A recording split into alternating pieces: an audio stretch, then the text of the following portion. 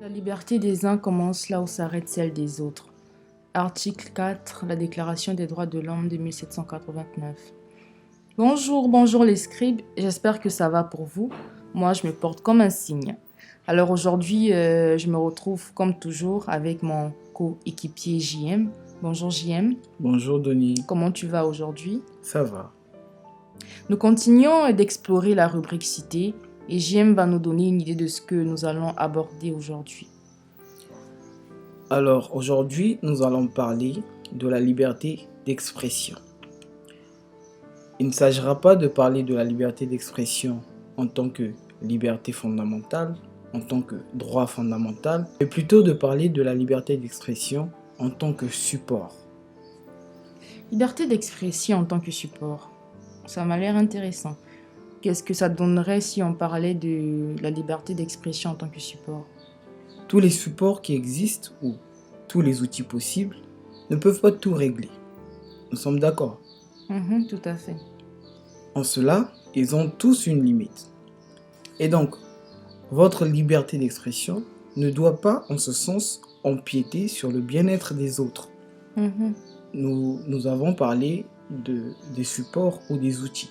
Effectivement. Dans le cas d'un marteau, par exemple, pour quelqu'un qui veut fixer une glace, la force ou la puissance du marteau ne peut pas correspondre à la dextérité de la glace.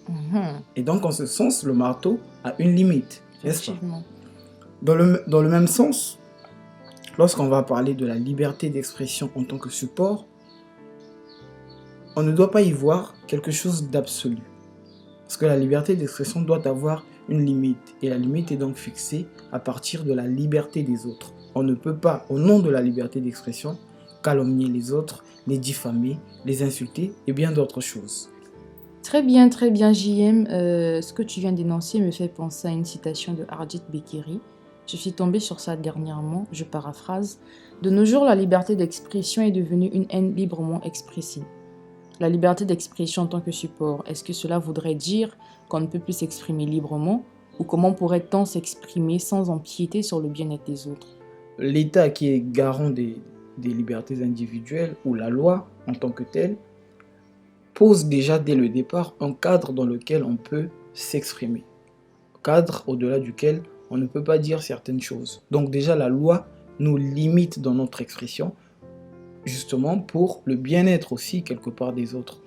Et dans la citation que tu viens de citer, il est question de haine. Donc dans la haine, il y a l'intention de nuire. Ce qui est différent de la liberté d'expression. C'est une liberté qu'on nous donne pour qu'on fasse un apport à la société, pour qu'on puisse pouvoir exprimer nos idées.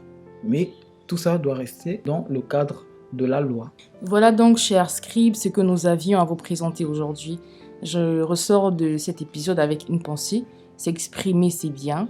Penser au bien-être des autres est mieux. Un mot pour la fin, JM. Le mot pour la fin sera pour répondre définitivement à la question de départ. Peut-on tout dire au nom de la liberté d'expression? La liberté d'expression est essentielle pour les libertés individuelles, pour la liberté du peuple, mais elle ne doit pas se faire au détriment de ce même peuple. Alors, chers scribes, nous vous donnons rendez-vous pour la semaine prochaine et nous espérons que vous y répondrez présent. Merci.